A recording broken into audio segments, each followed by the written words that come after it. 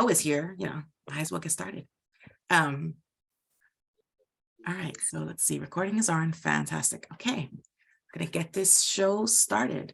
Welcome everybody to Poetry Mondays.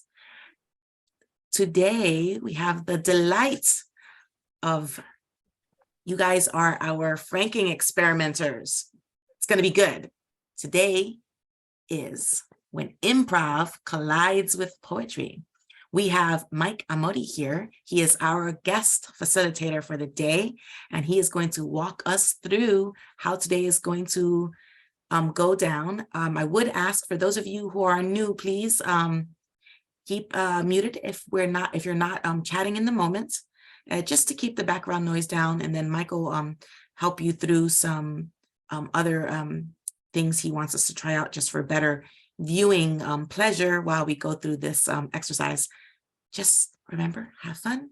And I'm going to be taking a little bit more of a backseat in this first portion because my strong suit is more on the poetry side. Mike's is on the improv side. And, one of the best things is to let, the ones with more knowledge do the heavy lifting.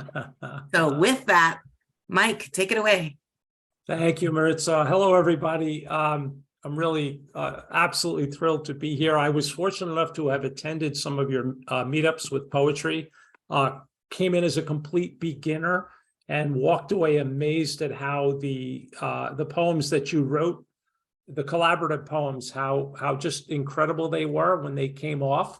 And then Maritza and I were just talking about the idea of, well, instead of giving the class or the group a theme coming into the week or a poet to study coming in, what if we actually created a character or a storyline from scratch through pure improvisation tonight? And that's what we're going to attempt to do. So both of us are kind of winging this, but the idea is pretty much going to be Maritza has agreed to be our character.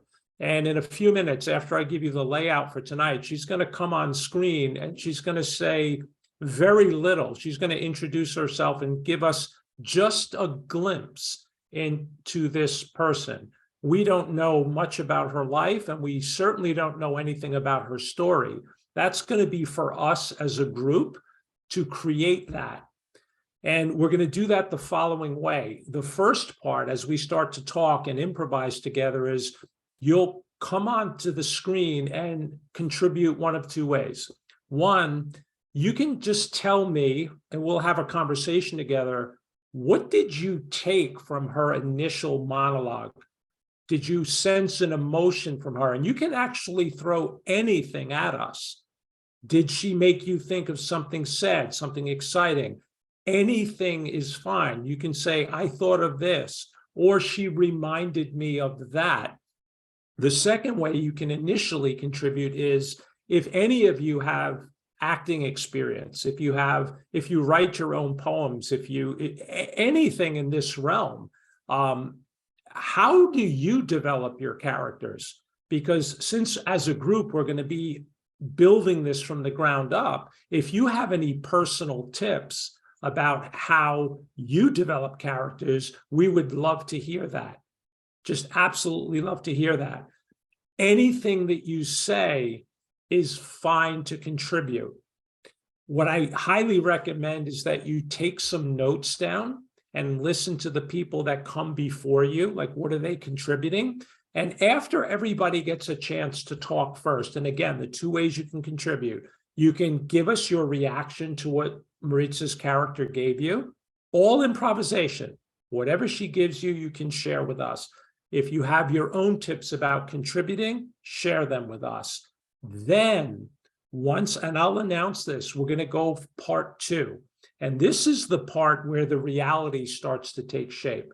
So after we've done the initial conversations, then if you come on stage, if you come to the screen, you're going to come to us and say, for example, I am a childhood friend of this character. You may feel inspired to say that you know something about this character. Maybe you're a childhood friend.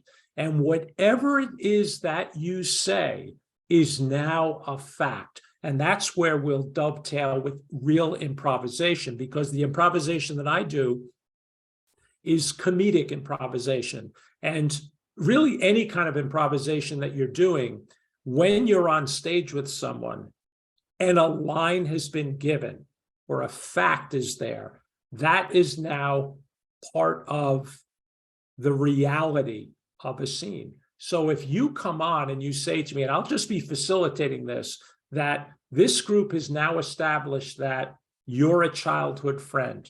So everything that you begin to say will be a fact. We won't change that. And as we go through and talk with each other, we're going to build a character. So for example, if you're coming on again and you say, this character has lived through some experience, well, you can actually tell us what that experience is. So this is completely open-ended. So at the beginning, you may feel that, well, I'm not really sure how this is going to work. It will work. We will eventually create a character who has a real story, and it will be filled with emotions and a storyline that will fly. However long that takes us to develop who she is, when we're done, we would have told her a story. Well, guess what she's going to do? She's going to come back on camera before we write the poems, and she's going to tell us her side of the story. So the first half, we are going to build up the character. We're going to create a story that she lived through. Is it dramatic? Is it comedic? I don't know. I don't know. But we will. You're all poets. So all I'm asking you to do is to improvise a character and a story, but we have to do it collaboratively. So we can't say that, you know, she's born in California, then somebody else comes on and says she was born in New York. No, we have to eventually agree with each other. And then we're going to create a story that obviously has some drama, some tension, and hopefully we can resolve that tension when we're done. When she comes back, Maritza, she's going to tell us her side of the story, because she's going to be taking notes the entire time. And I highly recommend that you do it as well. If you hear something that you find,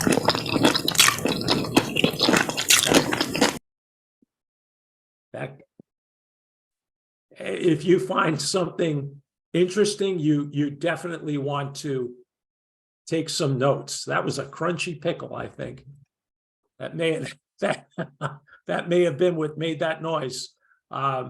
So here's a couple of tips. Number one, yeah, take some notes as we go. This is not comedic improv. So we put in the disclaimer, you do not have to come with a contribution thinking you have to be funny or even dramatic. All we have to do together is, again, create this character and create this story. And when we're done, then we're going to break up into at least 2 breakup rooms and write a poem, a freestyle collaborative poem about the person and story that we created from scratch.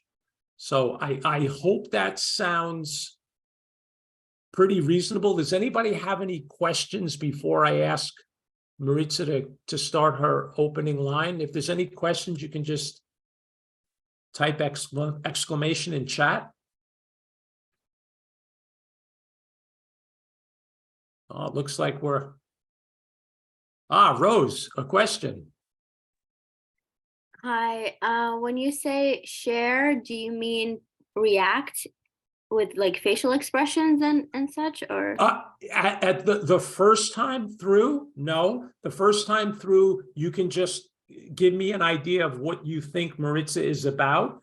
But the second time through, facial expressions, if you want to come on and be a real character and show some drama, absolutely, you can do that. That would be the second time through. Does that make sense, Rose? Yeah. Yeah, you can actually become a character. So then we would see somebody who knows this person, and we're getting to see them in real life. And I mentioned in the write-up, I may even have a conversation with you in order to pull out some more information about our character and our story tonight. So I'll just do that myself at any point. I just may ask you a question back. So yeah, that's a great question. So if you feel like being dramatic the second time through, by all means, you can do that. Okay. And if there aren't any other questions, we can begin. I would recommend that in the little camera icon, if you click video settings and go to hide non-video participants, and then everybody will turn off their video. And at some point, then you should only see Maritza on the camera. And then she can give us her opening remarks. And then I'll come on, I'll come on camera. Mike, it'll also work Yep. if they just switch to speaker view, that would work as well. Oh, okay. And that would be in the top. If you are on a computer, it's in the top right-hand corner. If you click on the view, you can switch to speaker view. Okay. Whatever works. So, Maritza, you ready to introduce your character to the group?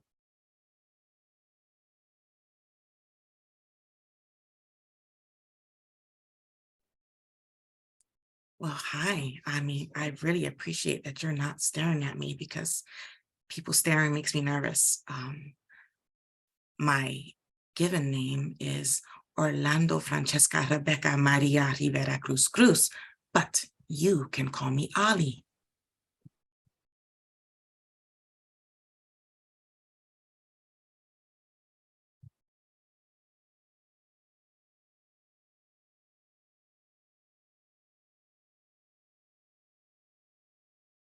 Is that good, Ali? Well, I'm shy, so I'll wait a little to say more. Okay, thank you very much.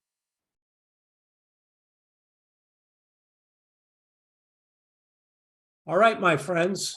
So you know what Ali, you said Ali, correct?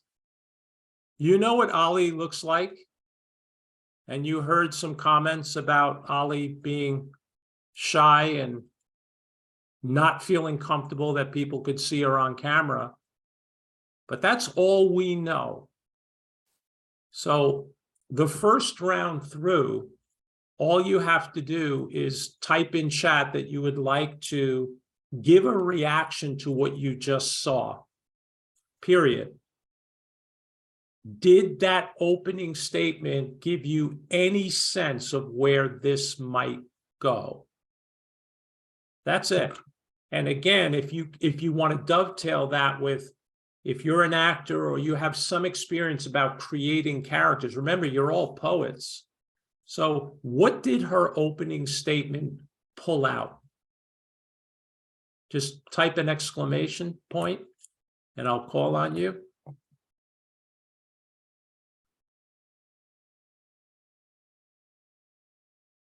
I've got Anton. And again, we're not looking for anything major. She just gave an opening statement. She cut her name down to Ali. Mm-hmm. Let's just start turning the wheel a little bit. Anton, what did you see? Well, partly because of her name, Curious. The emotion or the thought is curiosity that pops up. Yeah. And Anton, before you go, did you like the element of her being shy? Did that make you think of where this story that we're going to create might go? I think that ties in with me using the word curious. But everything that she said together, I'm not sure if that makes sense, but yeah. Okay, so Anton's starting us off with a kind of an air or an element of curiosity. Next, I see Ginny. And Anton, if you can turn your video off, if you don't mind, and just only turn your video on when I call your name. This way, you should only see myself and then whoever's coming on next. So Ginny, what did the opening statement do for you? So I must use my camera when I'm talking to Yeah, you? you don't have to. You don't have to, but if you're Oh, okay. comfortable with the camera Okay. on, you can come on camera. Okay, well, I'm going to not use my camera. That's fine. But That's fine. I say that she is probably like grew up as an oldest or older sibling, and used to being a leader, and very animated person, very expressive and animated person. Okay. And did her mentioning being shy a couple of times do anything, or kind of spark any thought in your mind? I don't believe that. So you think I didn't buy it. you didn't buy it. So you think there's an element of a little trickery going on there, maybe. Maybe she's acting herself. Maybe she's acting herself. And again, everybody, so if you got to see what she said at first, we have no idea. All we're doing is just starting some initial conversation about what it is that you saw. So Anton is coming at it with an air of curiosity, and Ginny has now added that she's actually the opposite, more of maybe an older sibling and a leader, and also that perhaps there's a little bit of trickery in this character that we just met. That's great, Ginny. Thank you. Joe Bullock, what did that opening sentence do for you? Well, I mean, when I think of shyness, sometimes I think of humility. So that's a kind of a feeling that I got from it, that there is a quiet confidence as well. I mean, so that's another thing that I got with that opening statement. But I like, although I could be fooled, just like as Jenny said. So that's another interesting aspect of it. So I'm still skeptical. Okay, can I ask you a question? Now Sure. you say you should still be fooled. Do you think you would have said that had Ginny not? No. Yeah, I see that. I felt the same way. Absolutely So not, yeah. it's just her contribution. All of a sudden I stopped and I said, oh, maybe she is tricking us. So you and I are on the same page. Yeah, very good. Very good. That's perfect. Rose, what did that opening statement, what did it do for you?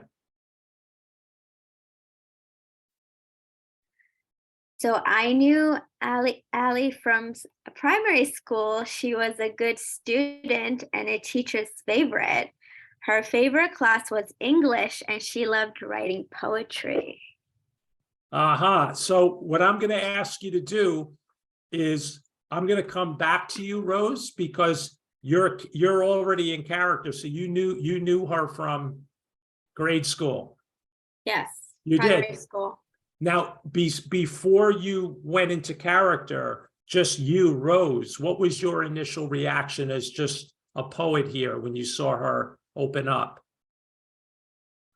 Contrary to others, I saw her more as the introvert, as shy, as introspective, as the quiet type. And you were not swayed, Rose, by Ginny's little pivot there. No. Okay, very good. Very good. So, Rose, I am definitely going to ask you to contribute our second time through, because we're going to have to start building this character and the story that goes with it. Is there anybody else that had an initial reaction to Maritza's opening comment? And by the way, there were a couple of people who came in late. So I don't know, Maritza, do you want to come by? Would you be able to do that again by any chance? Sure. So welcome to all the newcomers. We started here today with me introducing myself, and I'm just letting you guys know that I am Orlando Francesca Rebecca Rivera Cruz. I am happy that most of you are keeping your cameras off, because it makes me a little nervous, because I do tend to be somewhat on the shy side.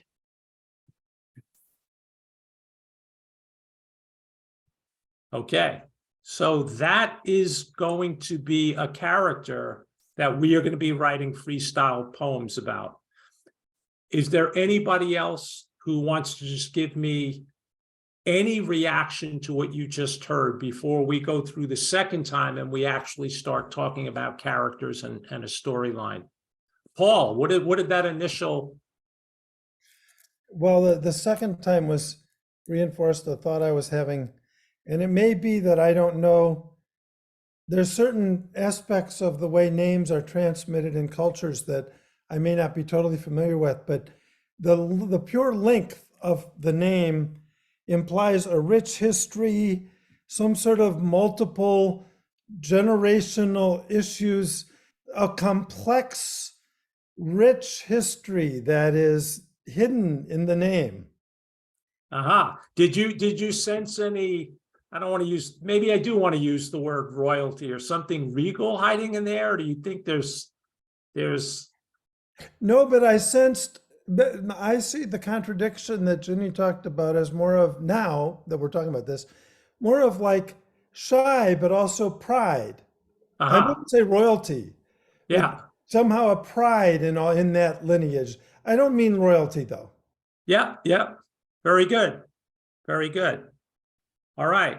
So if nobody else has the initial contribution, now comes the part where whatever it is that we contribute, now we can make this up.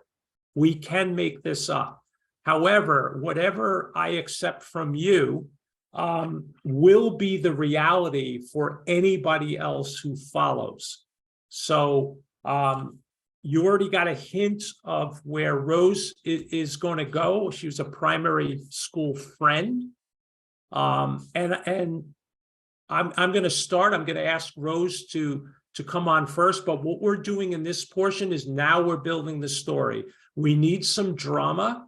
We need some sort of conflict that needs to either be resolved or be left hanging in the air before we write a poem about Ali. And if you came in late, Ali is what Maritza called her character for short. Lord knows I wasn't going to repeat that name accurately.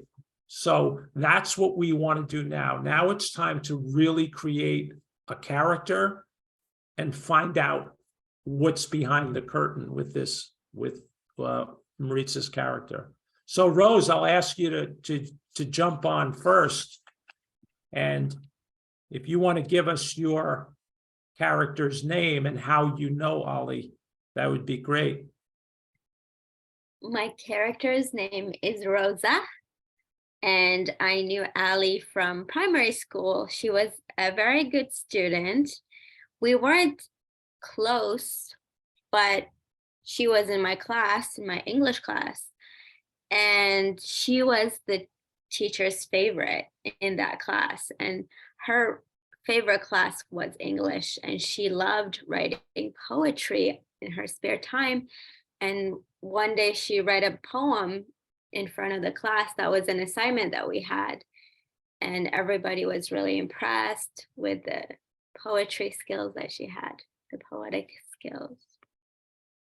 And is there any one poem in particular, Rosa, that comes to your mind? Or Yeah, she was the poem was about her grandmother and her heritage from Puerto Rico. And I don't remember the specific details of the poem, but I just remember the feeling that I had, which is very touching. That's very good. So what we've just done there, what you just heard, is now you know some facts about Ali, right? Talented poet. There's heritage, you know where she's from. And she wrote a poem one day in class in grammar school about her grandmother that blew Rosa away. So what was that poem about? Again, it was about her grandmother. You know where she was from, and you know she was the teacher's pet. This is all reality now. But that particular day, she blew the class away. So who would like to just click exclamation? You don't even have to come on as a character, but you can come on and tell us what you think that poem was about. Maybe we can start building a little theme here. Paul, is that an exclamation I see? No, that was my previous. Oh, that was the previous one. Yeah. I have a story about it, but it's not your answer to your question, so. Oh, okay, I'll come right back to you, Paul. I'll come right back, but I would love to hear, because I think the character Rosa really set up a nice situation here that we need to kind of improvise. So she blew away the class that day about her grandmother. Joe, what happened with that poem that day? Because she basically told her grandmother's story, and her grandmother was a physicist. Uh-huh. And basically made it a poem about her life, and it was beautiful. And it was also she was a physicist when no women were becoming physicists. So everybody was blown away, not only by the fact of her accomplishments, but the time period of it as well. And she captured it, both the time period in the poem, and she also captured the what her actual accomplishments were, and they were both mind-blowing. So in a sense, you're saying both Ali and Rosa were both Rosa's grandmother. I mean, Ali's grandmother were sort of almost like trailblazers. Yes, to some extent. Yeah. At least that's what I took from what you just said. Yep, absolutely. Yeah. Now, does anybody want to, before I ask Paul to come on, does anybody else want to take that somewhere? You're talking about a grade school, maybe they're in 6th grade. And now, so again, whatever, anything that's coming out of my mouth, I'm just repeating, but these are facts now. We can't really deviate from there. So we have Ali, who, let's say 6th grade, wrote a poem that blew her classmates away. And Joe has now given us the information or the offer that the poem was about her grandmother, who was a physicist during a time when there were no women who were being who were physicists at the time. So both the student Ali and the grandmother are kind of, blazing some trails there. Is there anybody else who wants to add just about the poetry poem scenario before I go to Paul? No? All right, that's good enough. Paul, where is this story going next? What do you want to share with us? Well, I really learned a lot from these things that are being shared, because I didn't know those things about Ali, but my time with her was when she was in Boston for a while. I don't even really know how long, but I was in a band with her. And the stories all make sense because she was the drummer, and it wasn't very common. I'm sort of old, and so it wasn't that common, at least back then, to have female drummers. And here her grandmother was a physicist, so that makes total sense. And she was really precise and a perfectionist with her drumming. But also she wanted to be like in the back, you know what I mean? But man, wow. She kept it together. She was amazing. But then she wouldn't really say much about, I knew she was from Puerto Rico, or she had spent time there, but she wouldn't say much about her life, or she wouldn't share much, and she would just come to rehearsal and then leave. And she quit abruptly. And I never knew why.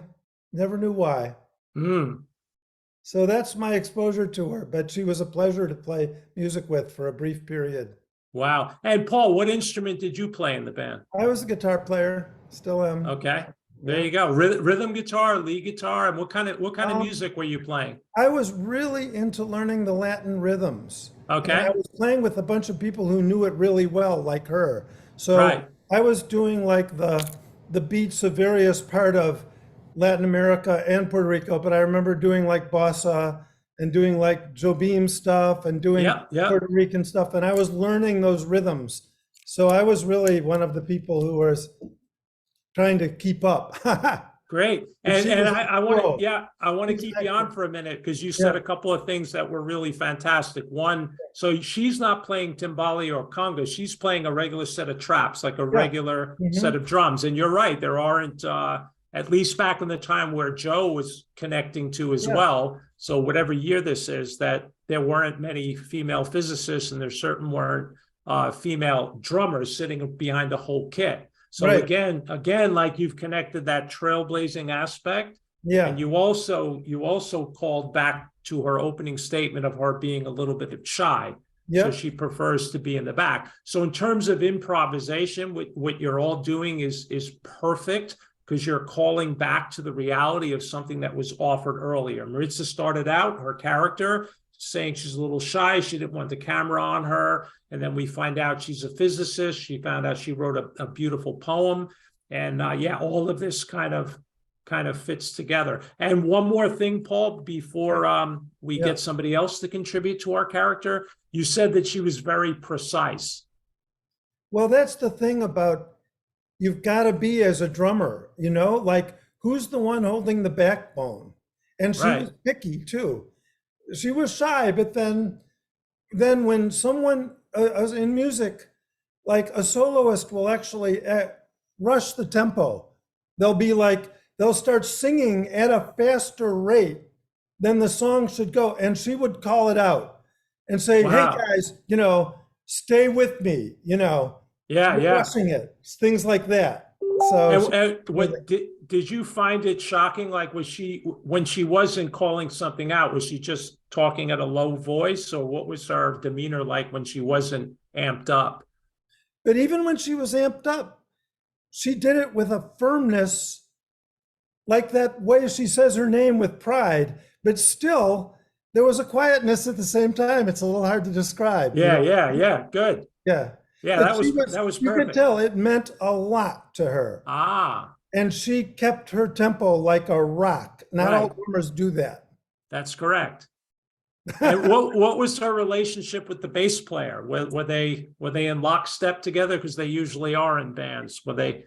Yeah, she didn't have a problem with him. She had a problem with the soloists and and then I just was trying. She liked me because I treated her like a person I was learning from. Like, if I made a mistake, she was working with me. You know, the diva soloists she had a problem with. Interesting. Interesting. That's my perception anyway. This is great. This is great. I'm kind of a little lost. Is it Anton, I think, is next, or Rose? Did you have something along these lines? I think Rose. Yeah. Oh yeah, Rose, go right ahead.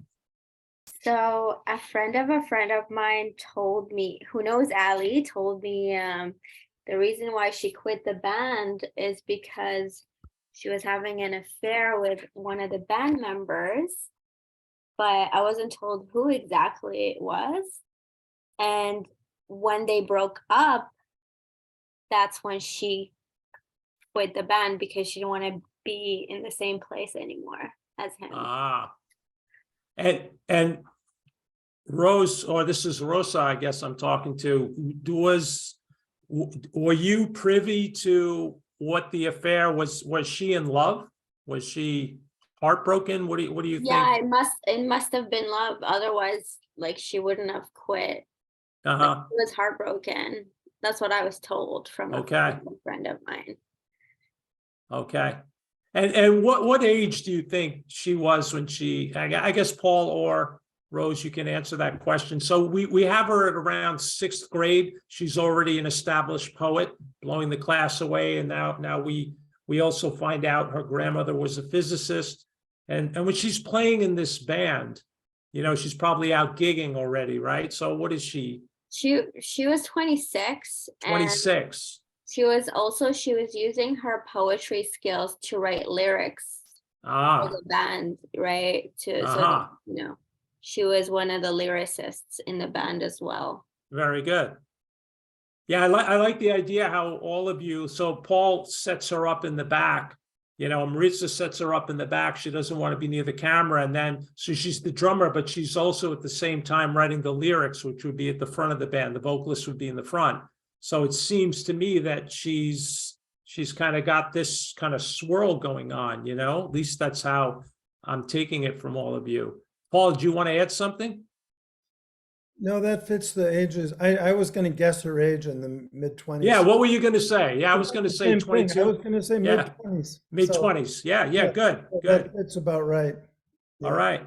So we have this character so far, and I'll just keep every now and then just get us all on the same page. So in elementary school, we learned that she had quite a penchant for poetry. She was quite good at it. Grandmother, who was a physicist, a bit of a trailblazer, ends up playing in a band, right? She was a drummer, a female drummer, which there just weren't as many.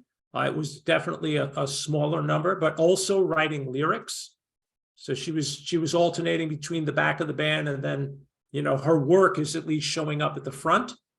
And then it sounds like there was an affair that pulled her away or out of music. How deep the affair was, I don't know.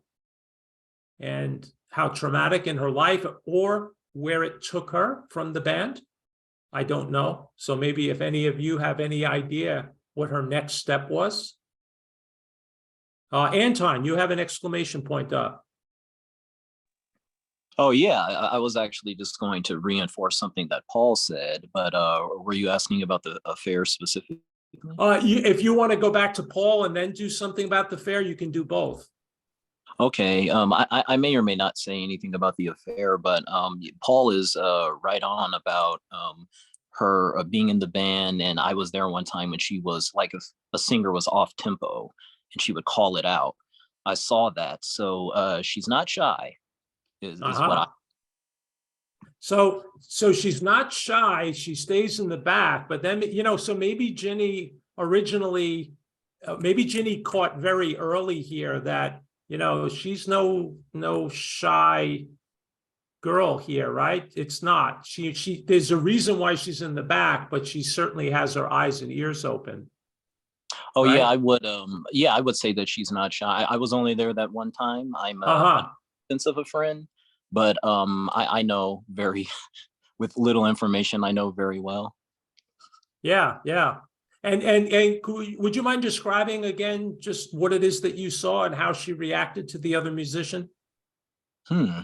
Well, so in this particular case, it was a singer that was there, and the singer was doing, I can't quite recall what the singer was doing, but she said, be more precise. That was back. She stood up and she said that, in fact. Wow. Oh, there we go again. I wonder if her grandmother's her career being a physicist, if that's where perhaps the precision started in her life. I'm not sure. But that, yeah, very interesting. Paul, do you want to contribute something along this storyline? Well, those singers, Anton might know more than I do about, because I always thought it was really interesting how the singers would react to her guidance, so to speak. And I noticed in some cases they were quite offended, but in others they got kind of off on each other. I mean, I'm not going to go into gossip, but the exact same people that seemed to have friction with her, there was also a chemistry, and we would go through singers. I don't know why, but I guess that's always how it is. Like singers, they came and went, so I'm not going to speculate, but I saw this chemistry that was actually fueled by the friction in some cases. But I won't say that I know more than that. So Anton, I'm curious, did you notice that when you were there? Yeah. In fact, I think they have a love for precision. Is my impression when I was there. Yeah, I'm still yeah, this is all really good. I'm still waiting for someone who might know about her significant other, the one that drove her from the band, how that started, what it was like. Because I need to find out where she went after the band, man. But I don't think I know enough about why she left, like who this person was that she was with and what it was like when they would, was it one of the bandmates, one of the singers? Does anybody have any idea of what may have happened?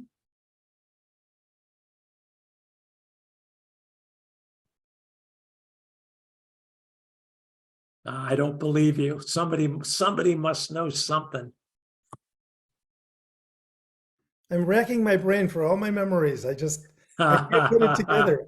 I can't. That's all right. All right. So she's mid-20s. So she's mid-20s. And she leaves the band after having an affair, and she leaves abruptly. And this was a real passion of hers. It was music. She was the lyricist too, the drummer in the back. Her words were in the front. She's putting her heart and soul into this. we've already decided that, or we've already established that she's precise and she calls out imprecision. But now she's out of the band. And we still have a few years of her life, and we still need a little bit more drama. Something happened after she left the band. And so why don't we all think about that a little bit? Remember, this is all improvised. So you can take this story anywhere you want, as long as it's following the blocks that we put down. Rose, do you know what happened here, or what's next? I heard from my aunt who knows her mother that she went back to Puerto Rico and that she published a book of poetry actually, but unfortunately the poetry book was not successful, and as a result she became depressed. So it didn't sell. Where was she predominantly selling this? At home? Yeah. And she got depressed because the poems didn't sell. The Jenny. the book didn't sell well. It didn't sell well. Wow. Yeah, see, this is now we have a little conflict that we have to resolve, because she's young, she's in 6th grade, and she's already turning her classmates on with her poetry. Then she's writing incredible lyrics in a band. She leaves the band because of an affair. We're not really sure why, but we know she left. And we're not really sure what the affair did to her, but perhaps it changed what was in her heart. Because when she started writing again back home in Puerto Rico, it didn't sell. There's a disconnect I wanted here. to add something to that I forgot to mention, which is Yeah. that, so the theme of the poetry book was about heartbreak. And I actually purchased a copy of it out of curiosity, and I read it, and it was so moving, it was so touching. And I didn't understand why it didn't sell well. Maybe it's a marketing issue or whatever the case, but yeah. And why did it hit you the way it did? Did you find it to be authentic, or can you connect something of your own life? It was so deep and complex, and it's like a story that unfolded, through poetry. Every different chapter is having different themes, but all related to heartbreak and love and love lost. So I'm assuming that was inspired by the lover she had when she was in the band. Wow. And yeah, that's interesting that you say perhaps it was a marketing issue, or some other reason why it wouldn't sell well, if you found it to be that good. Yeah. But that's interesting though. That's the kind of stuff we're looking for. That's one of the problems that needs to be resolved, or at least talked about. Let me see who's next. So Paul, are you Mahbub, the physicist, is Ali's grandmother. At a time when there were less females doing physics. That was at the beginning of her story. She wrote a poem in 6th grade about her grandmother, who was a physicist. And that's where that came from. And now it looks like I have Paul. Yeah, I'm remembering, the memories that you guys are telling me reminds me of things I had forgotten, but about with lyrics. You said, Rose, that she wrote lyrics for the band, and that was true. But now that you bring this up, I'm remembering it was a bit of a democratic process. And also one of the lead singers was a female, but she was very big on songwriting. And she was also very controlling of what she wanted. And I remember that there was one song that Ali really wanted the band to do, and it just ended up that the band didn't do it. And I think, now that I think about it, I think she was pretty upset about that. Back to that, like her art wasn't getting out there. I'm just remembering that. And I don't know whether that particular person was tied into any romantic things, but I remember the band, different people in the band wrote songs. I wrote some songs for the band, Yeah. But this one singer really wanted to have most of her stuff done. And I remember a pretty sensitive love song, and I don't remember the details of it, but the singer vetoed it, said she wouldn't do it. And I remember Allie being very upset.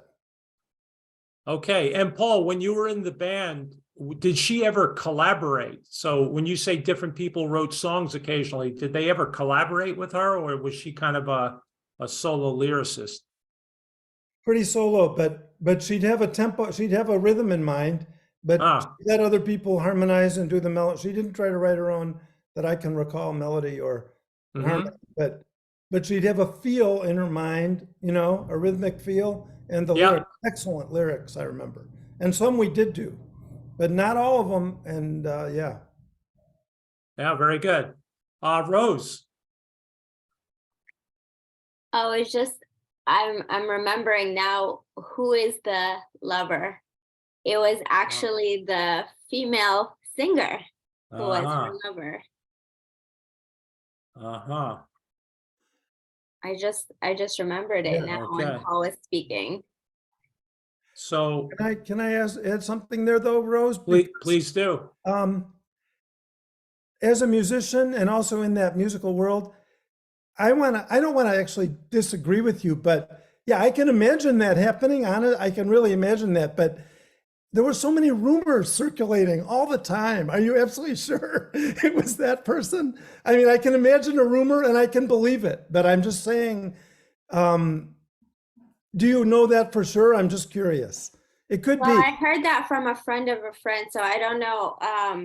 I can't be 100% sure, but that's what I was told. Interesting. So we have more conflict now. Now we have more conflict. So what year, you know, this is something I can throw out to the whole audience. What year is this, you know, when was this happening? So if her grandmother was a physicist, Joe, do you have an answer to that? I see the or anything else? Yeah, I mean, this is happening in the 1950s. Okay. Yeah, because her grandmother had to be a trailblazer. Right. A real trailblazer, like one of the first. But I also heard that her lover stole some of her lyrics and actually sold them to, let me see, try and think who she, Dan Fogelberg. Just making something up. There you go. Yeah. He may have been about 12 when that happened. Yeah. I was just thinking of somebody. Yeah. Well, there was definitely something that created a conflict between the two. I was just wondering, so if we're talking about the 1950s, and see, there's a little pattern here that's developing. So it wouldn't be there, like today, if I told you, well, I have a grandmother who's a physicist in 2022, people are going to probably be okay. And I still think in most genres of music, especially more with the traditional drum set, I still think there would be less female participants. But certainly if she had a female lover, that wouldn't be an issue at all today, right? But the question would be, in Puerto Rico in 1950, with her returning, maybe with a female lover, could that affect anything? If what she wrote about in that book in 1950 there, would that be, you know, perhaps she was writing about her lover who was female, and maybe that was one of the small reasons why the book didn't sell. Was there some traditional wall, or was there a cultural barrier she may have been running into? I don't know. You guys would know. I wouldn't. I'm just throwing something back out. Paul, is that a new exclamation point? I'm not sure if I want to say any more. I want to just keep I don't want to disagree with anything, so I'll just. You can. You can feel free at all. The whole idea is to create some conflict here. That's what, and then perhaps if we resolve it or we don't, because remember, we're going to hear from her. Yeah, I forgot to Yeah. remind, and so we're leaving some things a little ambiguous or open-ended, but perhaps when our character comes back on, Yeah. she'll fill in Uh, some of these holes. I think I'll leave it open because I want to give that space. Okay, Remembering that I was actually there, right. I'm just gonna, I think that Joe's a little early in his speculation, but I'll just leave it at that. Okay, no, that's great. That's Okay. great. Perfect, perfect. So we've built a fairly complex, interesting character. And I like the fact that we haven't come up with these outlandish characteristics or stories. So Maritza, what do you think? Is it time to hear from Ali? I think so, yes. So I'll get off. I'll give her the floor, and then you can take the poetry to where it needs to go. How does that sound? Okay. All right. So hi guys again. I want to clear the air. So many things were said. Rosa, it's been so long since I've seen you. Oh, my heart sings to see a friend from back in the day. We were not very close, but that was my favorite class, even through all the years of schooling to come after. That one was my favorite. And I remember the example of the day that she gave, and it was such a just honor for the class and for the teacher to be so receptive of my family's history poem. You know, my grandmother she is regal. She's royalty almost in the world in Puerto Rico because she shines among so many in her accomplishments. We have the honor within my family of having a female physicist, which is almost unheard of in her time. And even, you know, as we get around to my time, and I am the eldest child of 8 in my family. I have helped to raise and rear some of my younger siblings. We do come from a proud family with lineage in Puerto Rico that can go back, you know, many, many, many generations.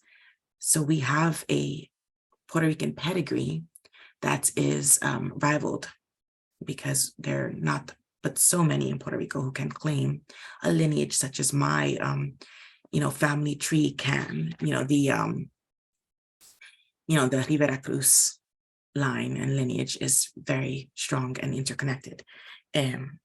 I came to the United States, though, because while that lineage is very regal and very great, it also can be suffocating because when one comes from a long lineage of women who have done things just so, one is expected to do things just so.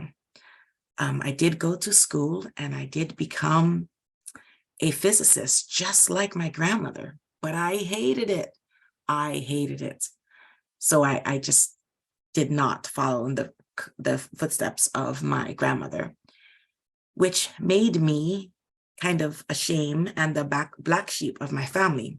So my passion was music and words and rhythms, and I just love that. So I studied music and I kind of worked my way through, and I ended up in the United States, and I was in Boston for schooling, and then I ended up in this band with, like, you know, some people were Hispanic, some people were not, and you know, we had it was so many. There was like drama there, but you know, the guitar player was, we always got along. So I used to have a lot of issues with some of the soloists. We were always having new singers. There were such drama queens. I got along with the bassist though. We had a good rapport going. But you know, the guitar player, his name was Paul, and Paul was married, but oh, he was so handsome. Such fond memories of Paul. And, you know, I will have to admit to you guys, Paul and I we entered into a secret affair, and he was married. But it's just, you know, love doesn't always follow the conventional norms. And I know that it's wrong, and I still know that it's wrong, but it was just one of those things. And I kept telling myself that this was, you know, a one and done type of thing, but we couldn't help ourselves. We just were constantly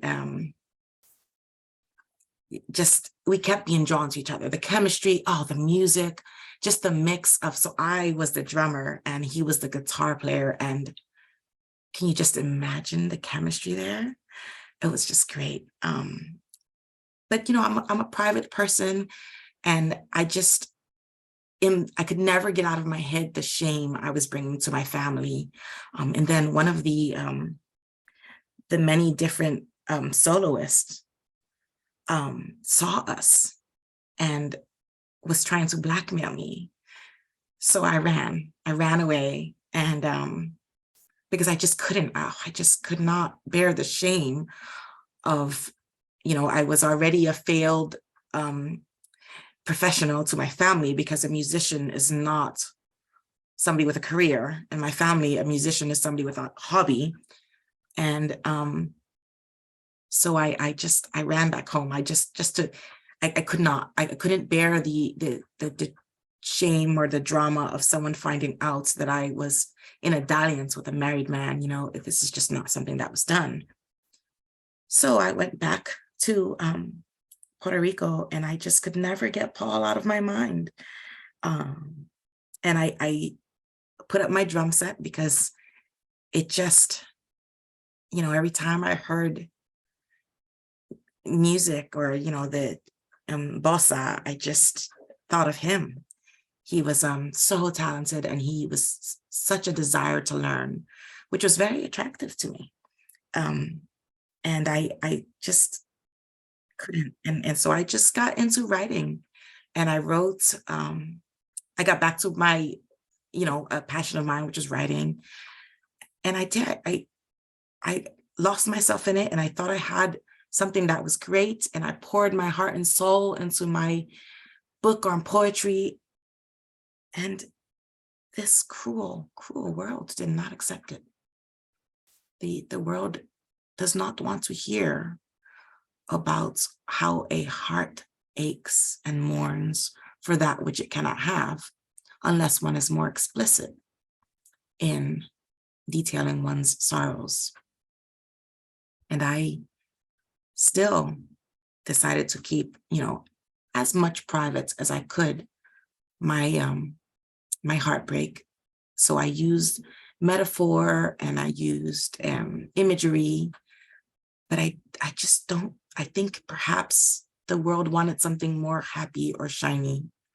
So it didn't do well. And I instead went and started just teaching others English in Puerto Rico, and living a quiet life, because I never did find anyone else who just ignited that spark as that guitarist in Boston, whom I never forgot.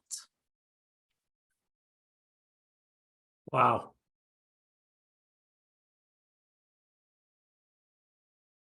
All right, Mike, I'm done.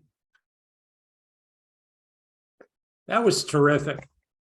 That was real. I don't know how anybody else feels, but I just think you absolutely just took on the persona of the character that people made here today. So before we write the poems, does anybody have a comment about what she just did for us?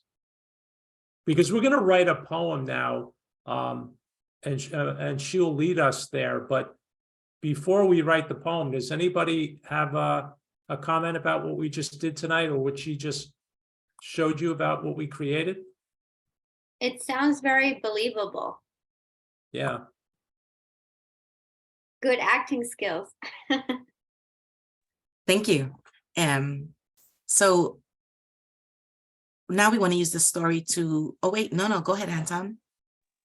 Oh no, I mean, I just had something quick to say. It was, for one thing, I'll agree with what Mike was saying, that I appreciate how, even though there is drama tied in with this character, I appreciate the nuance, like it's so detailed, the amount of nuance, even the way that you were describing things, where it's in character was, wait, should I still be calling her Ali? I don't know. but whatever. The amount of detail and nuance is interesting, but also is something that's engaging for me. So just some comments that I have. Yeah. Go ahead, Paul. I love how you made it work because it fits even with the way we described it, because the guitar player was trying to throw some confusion into the dialogue so that he would get attention off him. It was brilliant. Loved it. I Very good. loved it. Yeah. He never forgot either, Ali.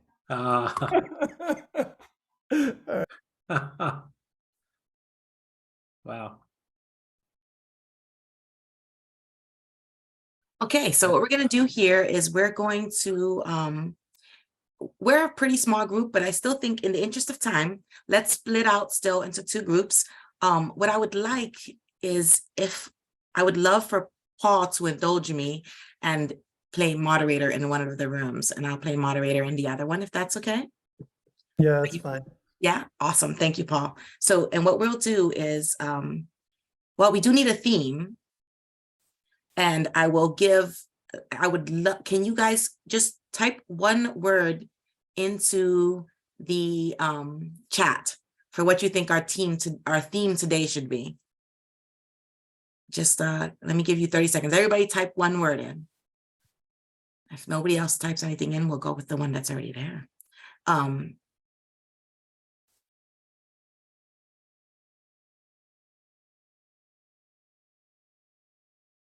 Everyone is shy today. Okay. So let's, all right, well then we're going to, our theme today is going to be heartbreak. And what we're going to do is, let's go into breakout rooms.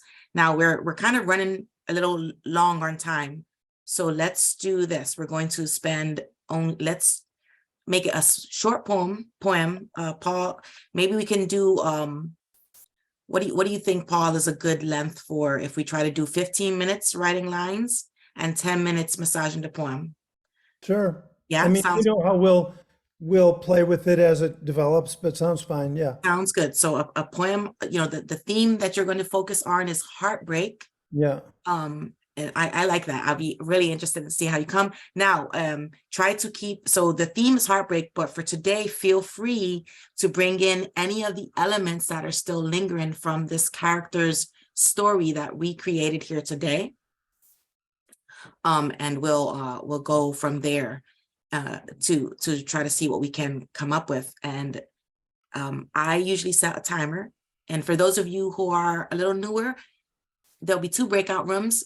These breakout rooms will not be recorded, so you can just feel free to speak up as you wish without anyone watching.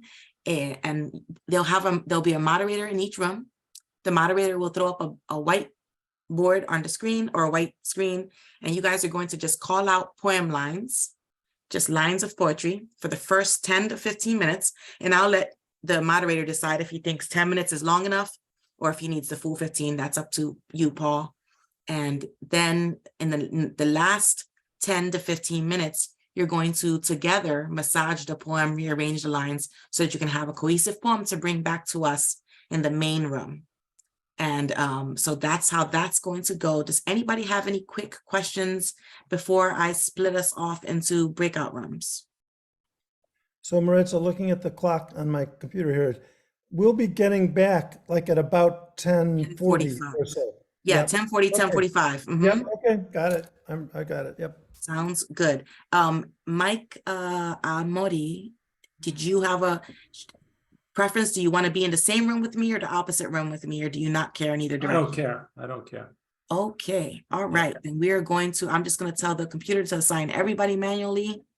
And off we go. I'll see you guys in about half an hour.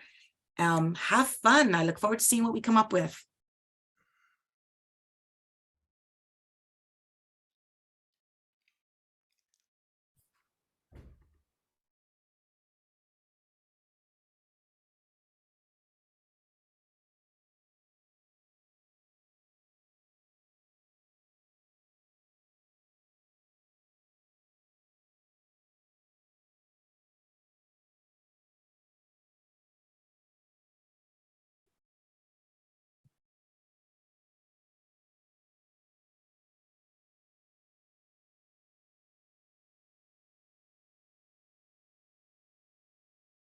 Join.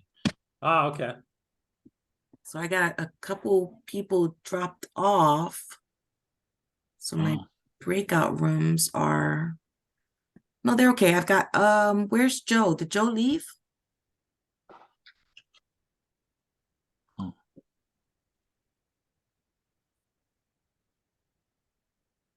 I don't know who John, I don't know who that is. Sorry guys, give me just a second here. I'm seeing, wait, am I in the same? No, wait, I'm here with you guys. Where's Joe? This person come here. It might Is just, that a facilitator Yeah, it ability? looks like Joe's supposed to be here, but he hasn't joined yet. right. Okay. Yeah, that's what I'm seeing. And Yeah. it's another John join. Yeah, I just added Or- John. John just joined. John missed the beginning, but that's, if he wants to Oh, okay. participate, that's fine. Hi, John. We just started the breakout rooms. We're going to be writing a poem on heartbreak. You've missed some of the backstory, Great. but but yes, we have we did an improv night and we created the story of a character called Ollie, who's from Puerto Rico. She comes from Puerto Rico royalty in the 1950s. Her grandmother was a physicist, but she didn't want to follow her family's footsteps, so she ran away to Boston to be in a band. She was a great drummer. She fell in love with a married guitar player. And then when the soloist found out, she ran back home to write really depressing poetry that didn't sell well. So that's where we are. We're going to use that story that we created now to write a poem about heartbreak. And so what I'm going to do is throw up, oh, that's funny. Joe, myself, and Mike, we all ended up in the same room. Yo, somebody's going to call foul, but I swear it was random. I'm dealing with a somewhat of a little bit of emergency, so I'm going If to you be got to back run and off, forth no there. worries, Joe. Yep. Yeah. You already warned me that you probably wouldn't be able to stay for the whole one, so that's cool. No Just yet. worries. You can give us some lines of poetry and run away. Like a heartbreaker. Heartbreak poet, right? You can be a heartbreaker and break our heart by leaving us. All right, folks, let me, I'm wasting your time, apologies. Let me throw up this screen here. And for those of you who are new, if you don't feel like talking, I have the chat up and you can just drop your line into the chat. I'm gonna set the clock. There's a lot of veteran ones of us here today, so let's try to do, I'm gonna give us 12 minutes on the clock for writing lines since we kind of gabbed away a couple of them. And clock starts now. Let's do our lines, folks. So Maritza, we're also going to be talking about what we heard tonight too, right? When we come back, when you come back. Yep. No, I meant even in this poem, can we talk about Ali, Yes. or can Oh, it can yes. be? Please Yeah, do. yeah. That's what I thought. Yeah, I thought it was Yeah. about Ollie. Yes. Yeah. Mhm. Okay. Okay. Um,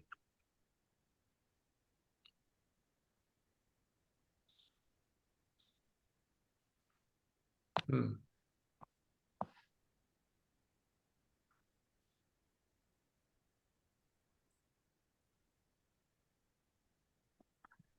It's bigger. oh yeah. Yeah. There. right, so I'm starting us off. Wondering about what could have been.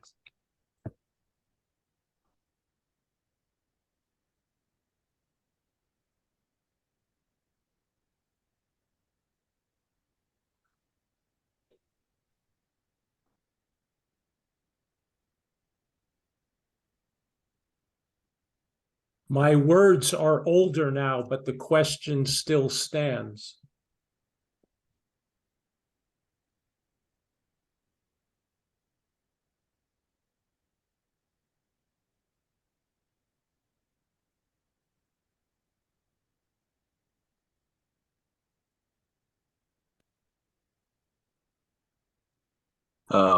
What seemed timeless was too short.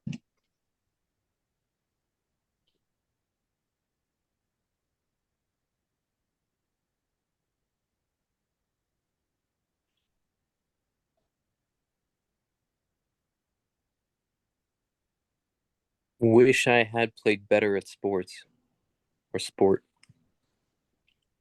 Wish I had played better. At sport.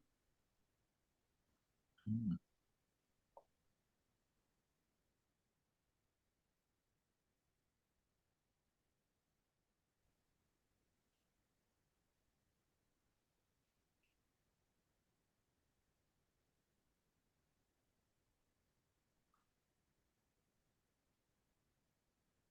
Because guitars don't, I want to say something that I want to bring it back to the line with Paul, right? Because she fell in love with the guitar player. So if she had been better at sport, Maritza, you know, I Mm-hmm. don't know how to word it yet, because guitars don't play soccer. I mean, you know what I mean? I'm trying to get her to say that her heart was broken because of the guitar player. And, you know, if she had played sport, she would not have dealt with that, you know? Because guitars don't make you a man. No, not a man, because she's a female. Yeah. All right. Uh, Because guitars don't play there. Oh, go ahead. Yeah. Go ahead. Wait, because guitars and romance. Ah, that's good. Wait. I was gonna say short again, but I don't want to do short again. Ugh, wait, I gotta find a different rhyme. Give me a minute. flow from my hands. What did John say? He said flow from my hand. No, I had the word spar in my so sometimes, you know, when you think of rhymes, it's just like, okay, how do I tie this word in? Because guitars and romance spar. I don't know. It just so happens to rhyme with guitar, but I don't know if that fits though. oh, wait a minute.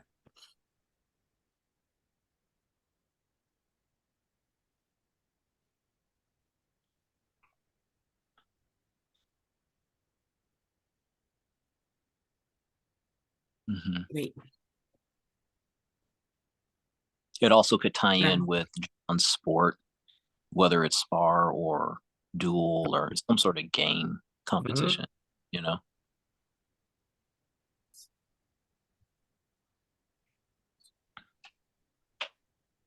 Oh, that's smart. There you go.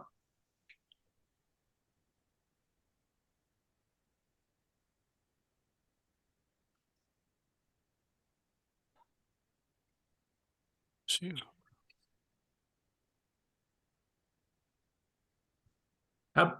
Hmm.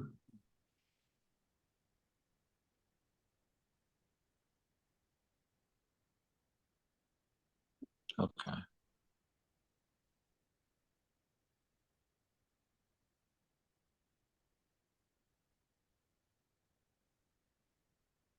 I like that. Yeah. Okay. But now I want everything else to rhyme.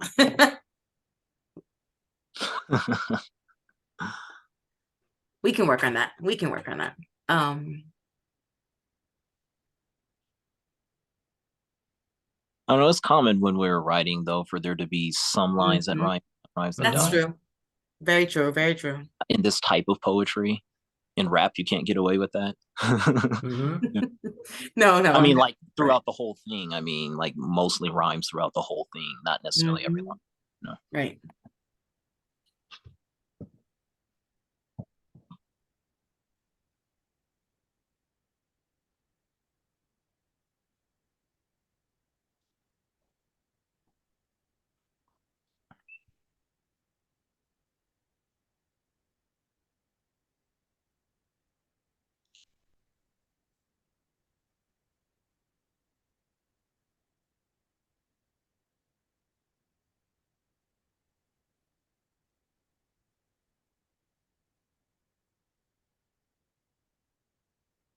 Hmm.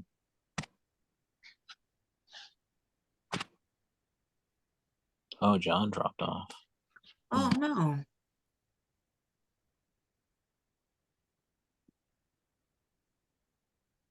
Well, he was short, sweet, and to the point. It's been weird tonight. Everybody's been coming in and out. It has been, yeah. And very, Should be yeah. able to- Yeah, mess like yeah. Anyway, um, a lot of words.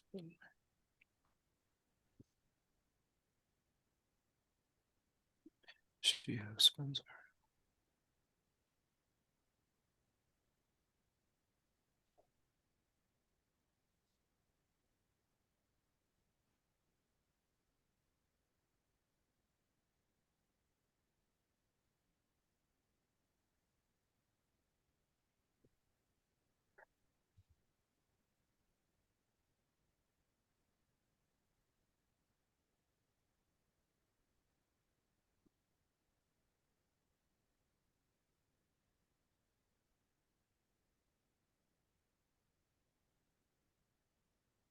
Hmm.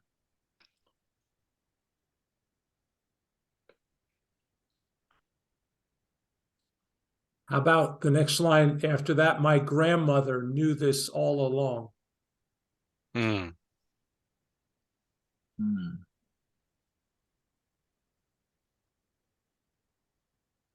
Or maybe change the word I guess we can patch that up when we Right. do the editing. Make it more familiar than grandmother.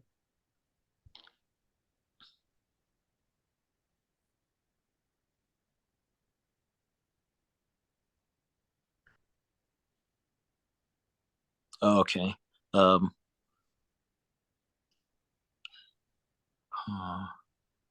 This might fit in after that.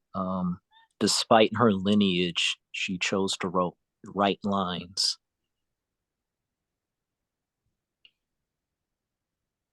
She chose to write lines.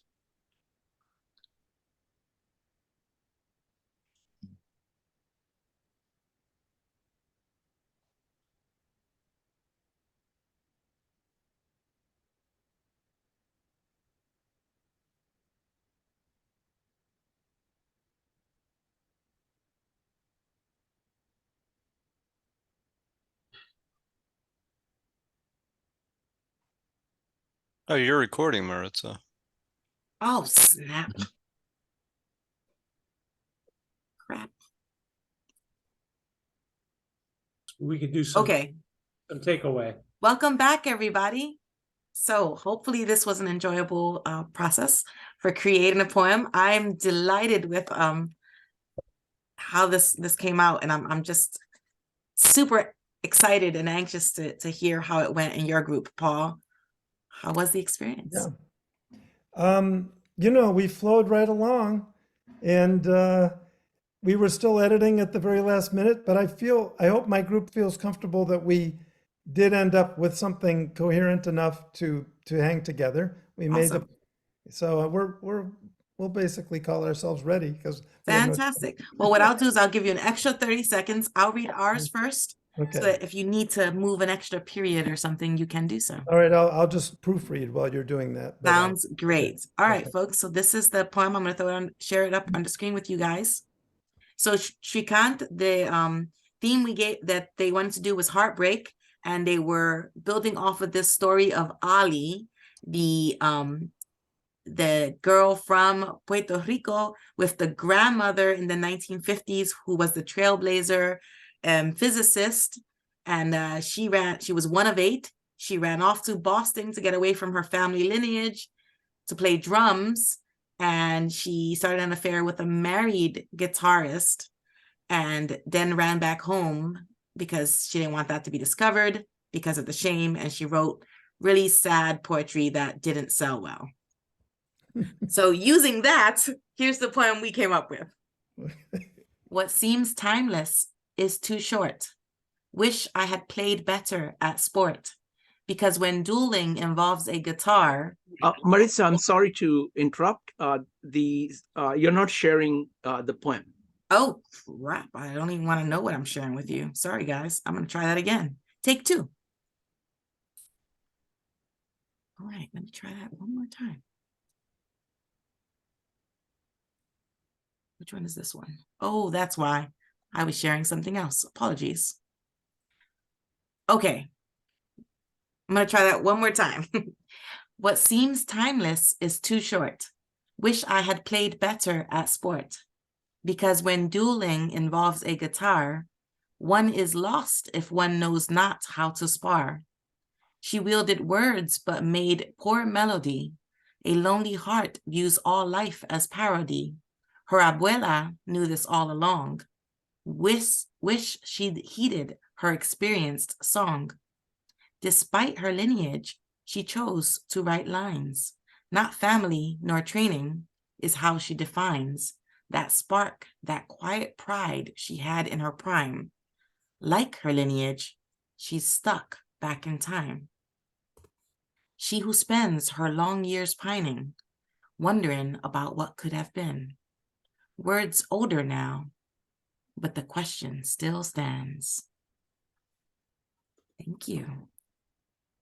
All right, Paul, you're up. Okay, let's see here. Hold on. We didn't really get a chance to break it into stanzas, but I'm just going to read it as it is. Okay. No worries, that was not required. Yeah. Okay. So here it is.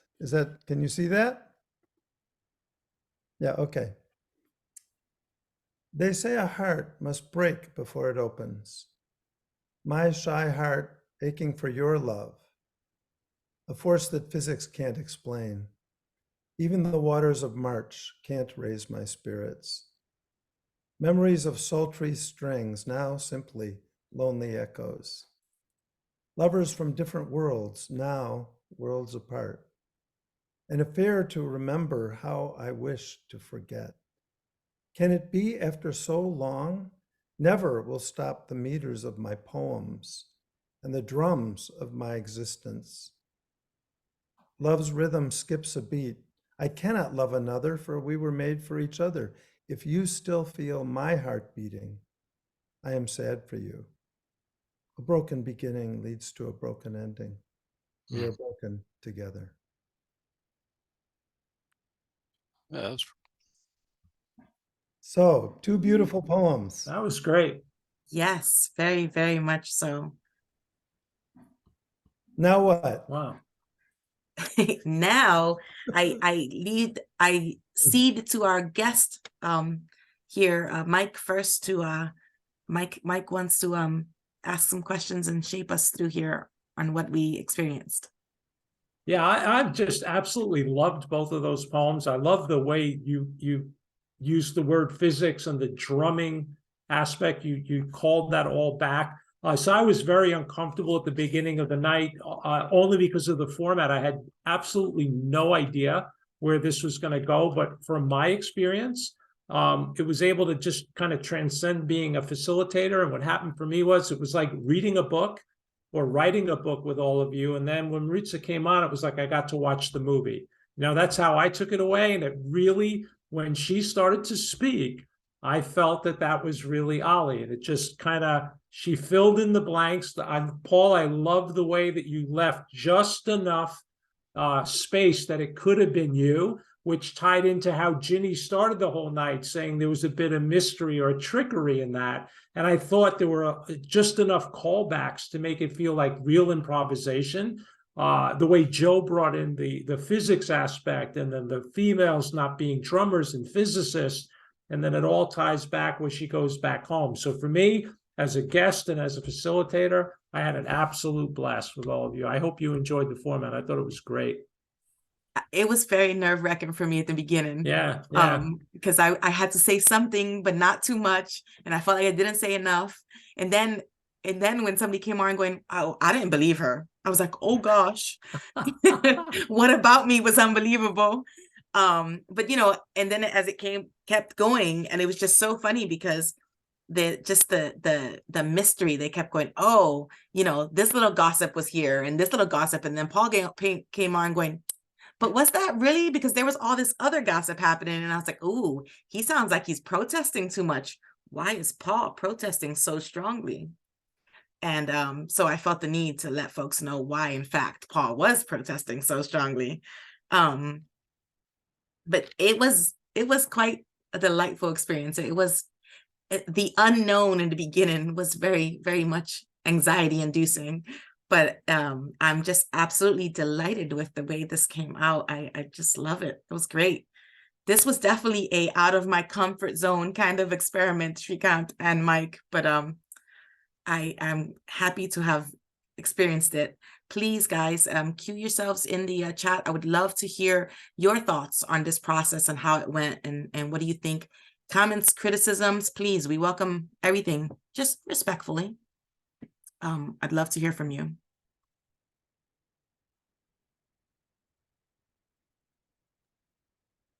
And Maritza, before everybody goes, I also wanted to say how the timeline worked for Mike, because I believe it was Rose who started. She created her own character. She was the first to create a character, and her character started at the beginning in the story. That I just forgot to mention that earlier. That was really good as well. Right, and maybe if we do this again, people feel a little bit more comfortable setting the stage. Go ahead, Shrikant.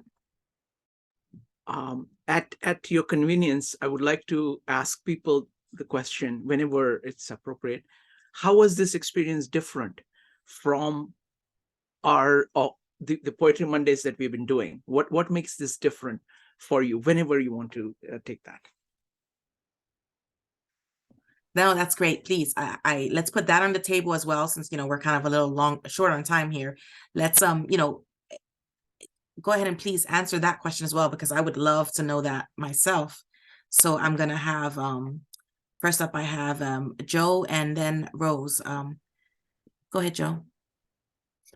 The interesting thing is that it's where there's a lot more leeway. You can go anywhere with a poem if you just have the theme. But when you have a story, then you're almost writing it from that perspective. And you can almost get in and empathize with the character itself. And I found that interesting because everybody was kind of empathizing. Well, what does she do? Like, what is her thinking along those lines? And we're kind of almost it's not authentic, but it's something about role playing that actually allows you to really feel like the poem is part of you. So it's an interesting experiment where you have this improv meeting actually poetry. I think that it really allows you to it's a good practice in empathy, I think, actually. Thanks, Joe. Rose. For me personally, I really enjoyed this collaboration of improv and poetry, and it kind of similar to improvising a poem as we have done in the past, collaboratively. It felt like the same kind of feeling of like, people coming together and creating the story. And I just felt like, wow, we've actually created like a legitimate character that can actually be like a script or something, right? I also have to compliment you on your acting skills because I thought you were like fantastic. And I also enjoyed the rumor aspect of the storyline, because it's like, oh, is it true? Is it not true? You know, stuff like that. So I think, yeah, it's just really cool. I hope you do it again, because it was fun. Thanks, Rose.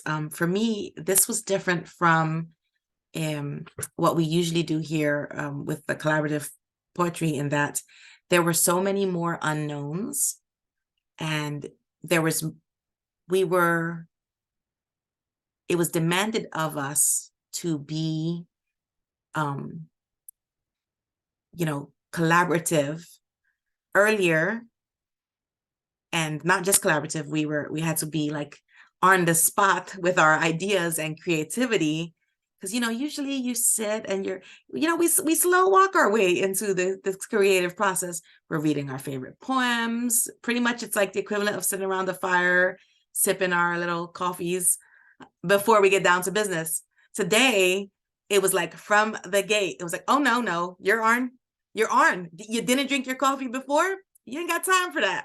So it was a different experience, but I mean, I think that everyone rose to the challenge just beautifully. Like, you guys, it's kind of your fault that we keep throwing new and harder things at you, because you're so good at it.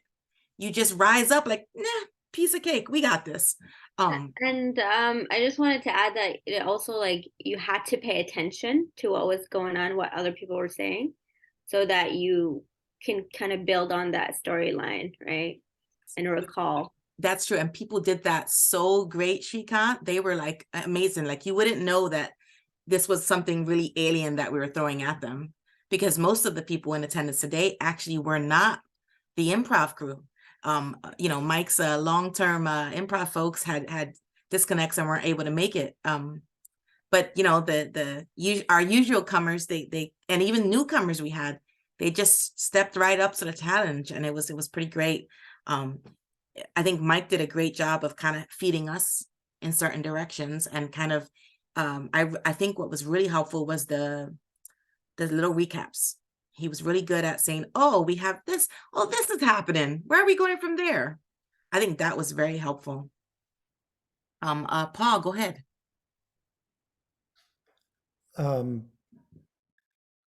Well,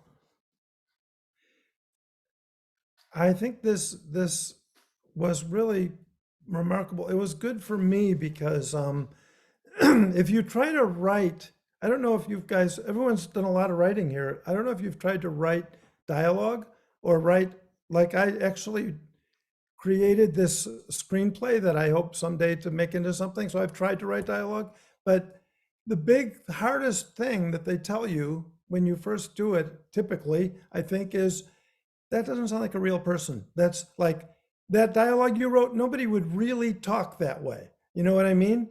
So this was a bit of a great exercise in not just improv, but if you were in a writer's workshop and you were going to try to learn how to write a play, you would do an exercise like this, because you're trying to make a real character that really feels real. And we did it in this little time frame.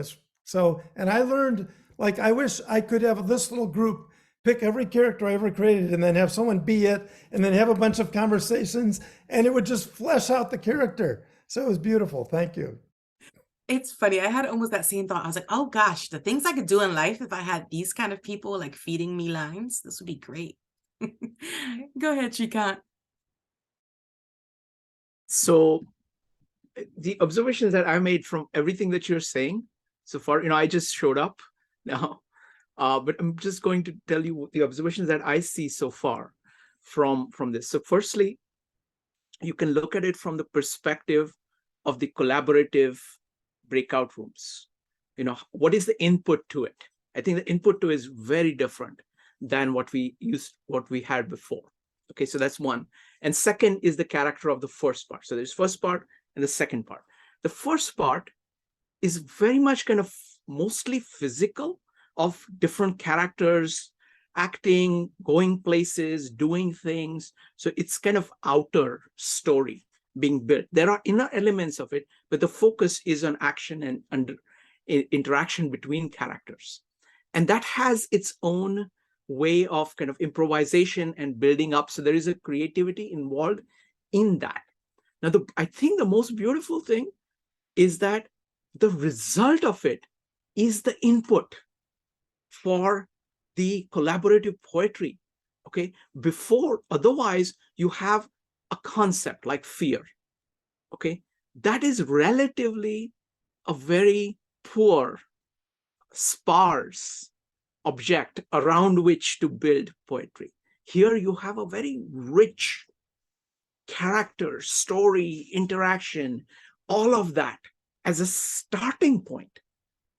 And then if you look at the poetry, it actually looks at the inner experience in far greater delicacy than you could in the first part, which is focused mostly on outer with some aspects of inner, whereas here it is mostly inner with the envelope of the outer.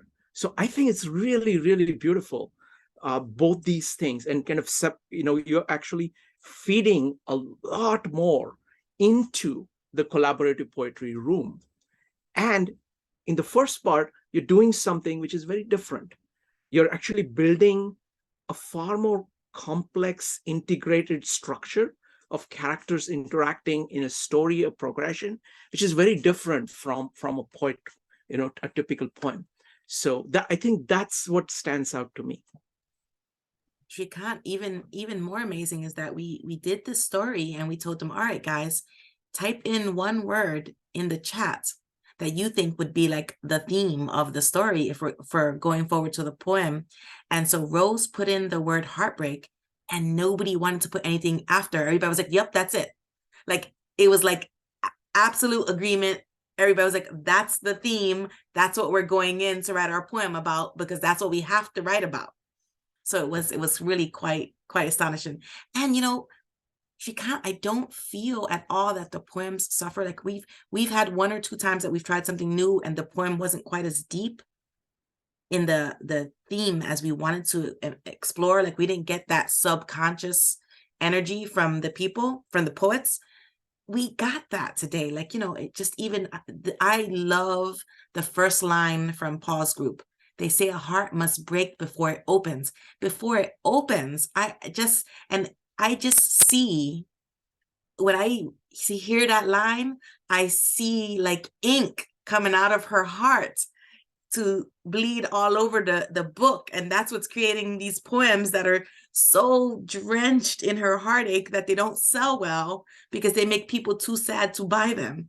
So I see the imagery, and in ours, in the poem from my group, there's the I like the idea of, she's stuck back in time, and it's so poignant because the beginning of the story, she was trying to get away from her family, and then she just ended up back with her family, and just like, so I think it was great, and I really, this kind of just enriched everything, and there was no suffering in the depth that we were able to obtain from the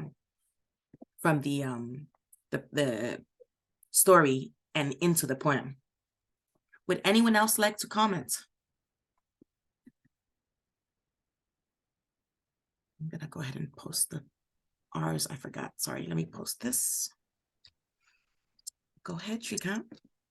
Okay, I've missed too many of these, so I just want to say it's really beautiful to see the poems come together. So firstly, I wanted to address Paul's point, but he makes a very beautiful point, because what happens is that when you write a dialogue, it tends to be wooden. And this is a great way of making the dialogue live. I know that I was looking at a work of acting, a person called Meisner, who is one of the big names in acting. And even when you have the lines fixed, right, in the way he operates is that you have to memorize the lines. You really need to know the lines. And then you're actually interacting with the other human being who's saying the lines. And that makes it live, those lines live. So I think that part I think is very deep. The second thing is that I really like the poems. It's wonderful how they come together, how each group chooses the things to focus on. So first group, I was amazed at how well it rhymed. Everything rhymed beautifully. And the second group took a more free form, but built it up in a really, really powerful way. So I'm always in awe of the poems once they, when they're read. Thank you, Shikant. Oh, Anton, I'm sorry, go ahead. No, it's all right. I just added in a exclamation mark quickly, but yeah, I'm kind of contemplative right now and like curious. I'll use the word curious again, but with what I'm saying, with what Paul was talking about, or even what Mike was saying, like you guys are poets, so or some of us who write, so you guys can create this character. But I realized quickly after he said that, well, that depends on what type of poetry you're used to writing. I'm always writing from my perspective. I can include people or reference people when I write, but I'm realizing how much, once again, how much I do that, and also how I have tried to write dialogue before in something that wasn't a poetic format, but it does remind me. I mentioned in a prior group before of somebody, an old friend, a singer, a guitarist, that I wrote a song from her perspective, and and even though it's not something that we actually like completed, we actually finished, like I learned from that perspective, like it's easier to write even with a certain amount of detail of somebody's life. Like I would assume it's easier to write with, for me, when it's more vague or more open. I think that's one reason I like broader things. When you are more constricted, you can do it, as in like confined to details, you can do it, but I think it there's more creativity, or there's just more intrigue that I have to it, and I'm realizing it's easier because I'm never writing. I can include what I think someone else's perspective is, or what my perspective of them is when I write, but it's never trying to write from their perspective, or creating one or more characters as if I'm that character. So this is kind of a learning experience for me, which is part of the reason why I joined tonight. So, yep.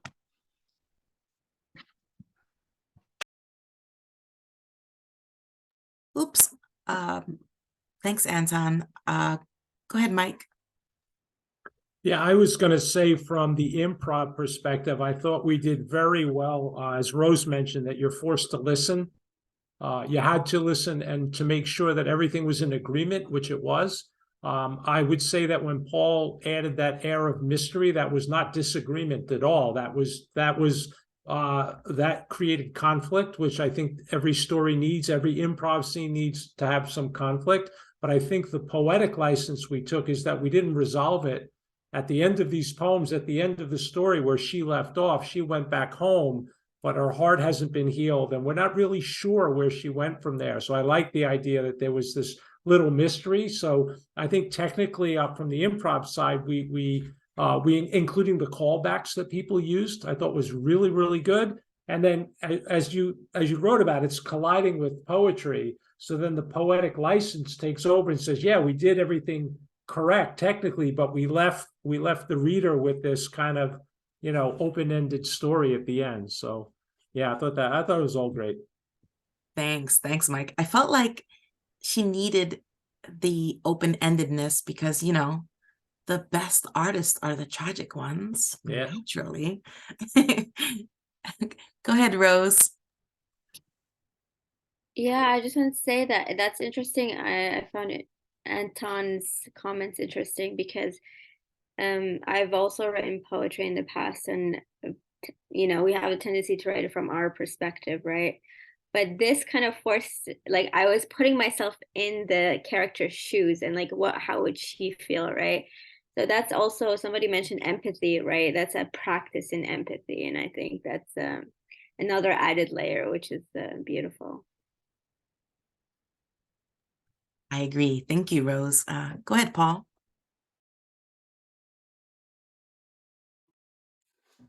Yeah, regarding Srikant's point about the difficulty of dialogue and character development. I can't name all the famous directors that do this, but I think movie directors know this, so they will just have the characters get in character on the set and basically make up lines that are going into the movie. And I know that Alan Alda used to talk about, I heard him interviewed and he talked about his time on MASH, the show MASH. And they would all sit around having coffee and sort of insult each other in character for like 30 minutes before they filmed the actual episode. And I think the director that did the movie, Robert Altman, did a lot of that. He just put the people on the set and had them get into character, kind of like we did, and just start talking. So I love it. I love that we got a little taste of that tonight. Yeah, I thought this was great. My thanks to Mike for indulging me. I reached out to him. I was like, so I have an idea. And he's like, let's try it. So I called it the Frankenstein experiment. And I think it's a success. It lives. So I hope, Mike, that you would join us again sometime in the future. We don't want this to be our every poetry night because we'll miss the other aspects.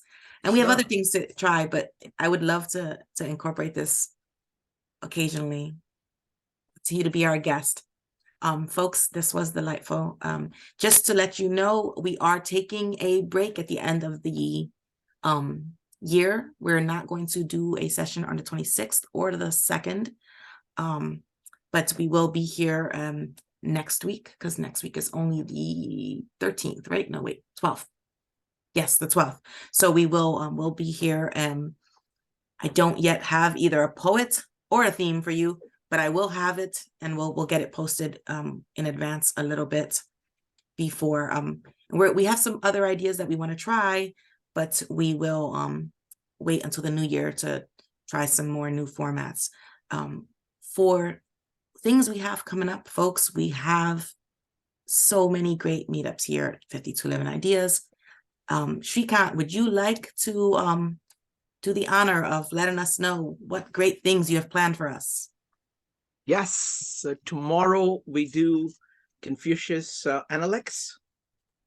Wednesday, we are going and looking at the 16 Intellectual Virtues by C.J. Fernley. We've done the first part of it. We ended up covering 3 of them.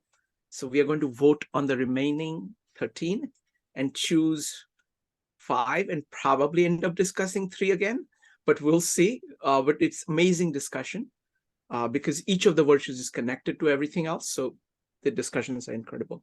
So that's on Wednesday.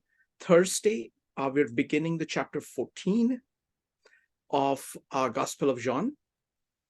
And that's been an amazing series.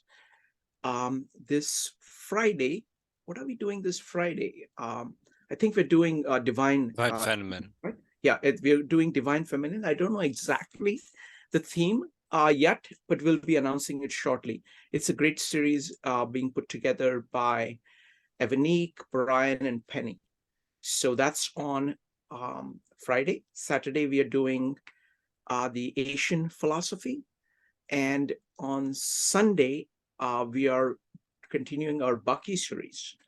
And this time, actually, if you want to learn about Bucky, this is a good place to start, because we're going to be talking about his shortest and I think the most accessible, profound work that he has put together. And that is Operating Manual to Spaceship Earth. So he imagines us to be flying through space. And news, we are doing that. And we have this spaceship Earth, but it did not come with the operating manual. And it is all about coming up with operating manual, so we steer this place correctly. So it's really, really deep work, and it's very accessible. I don't know how many, maybe 40 pages, 50 pages, something like that. You can listen to it in like a couple of hours, or you can read it in a couple of hours. And so we're going to be doing that. So that's what is coming up. Thanks, Shrikant. Before I let you guys go, if you want if you have a poet who is near and dear to you, who you would like me to feature, send me a text, send me a message, and we'll see about getting it added. So with that, I will bid you all good night. Thank you so much for sharing your Monday with me. Have a great rest of your week, and I look forward to seeing you guys next Monday. Take care, all. Bye. Bye.